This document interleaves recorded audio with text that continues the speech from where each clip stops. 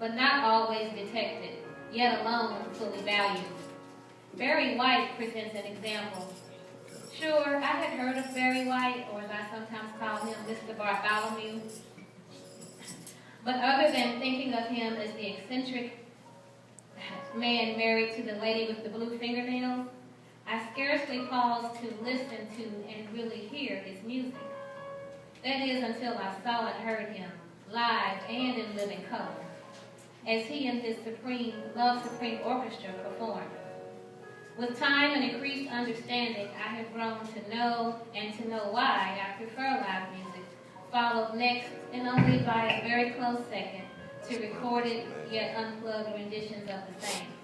Besides music, however, there are other blessings I now appreciate more than even in the past, such as my heroes. For me, those include my father, my mother, my best friend, and countless everyday people who have not only persevered in spite of, but who have chosen and still choose to consciously, daily become not bitter, but better.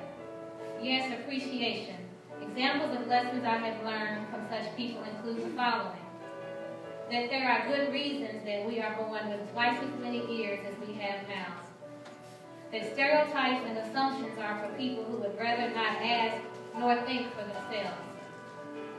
That it is difficult, if not impossible, for people to care how much you know until they know how much you care. And that we should cherish and relish our everyday heroes and our everyday moments, because at some point they will be memories, just that. For those who may already know me, know these things that I just quoted are not from my grandmother, God rest her soul. I will add to the above, yet also partial list, just one more thing from at that time this week, when I said Happy New Year to yet another local hero, a school teacher in fact. That day she replied, "Every day is a new day. When we are young, when we are healthy, we do not always appreciate that, but just ask someone who is not." Other favorites I have grown to appreciate, again being reminded that such a process is not always second nature, include Lauryn Hill and Steve Morris, whom you're hearing right now. I will close with one more example of a shape, yes, sometimes musical, which is the one I most appreciate, that being the circle. The circle represents to me not only infinity, but unity, kind of like all of us coming here together today and staying together. This is in sharp contrast to the shape of a box, a flat box, where stereotypes and assumptions tend to dwell. As I prepare to close and return to the realm of business or whatever our realities happen to be,